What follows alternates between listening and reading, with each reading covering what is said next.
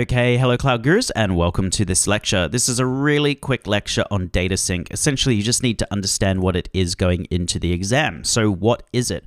Well, DataSync basically allows you to move large amounts of data into AWS.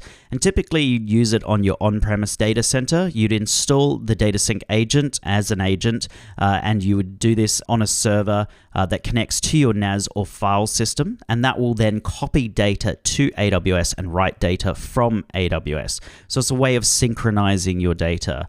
And it automatically encrypts your data and accelerates transfer over the wide area network. It performs automatic data integrity checks in transit and at rest as well. And essentially what it does is it seamlessly connects to Amazon S3, EFS, or Amazon FSx for Windows file server to copy data and metadata to and from AWS. So basically it's exactly what it sounds like on the tin. It's a way of syncing your data to AWS. So going into the exam, that's really all you need to know. You need to know that it's used to move large amounts of data from on-premise to AWS. It's used with NFS and SMB compatible file systems.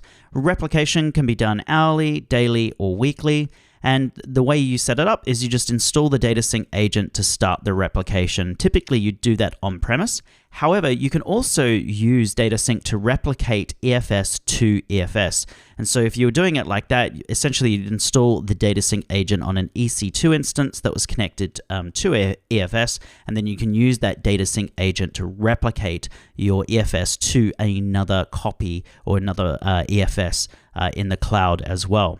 So going into the exam, remember those 5 points. And if you see, a scenario-based question where it's talking about how you can move from on-prem to AWS, DataSync is definitely one of the valid options.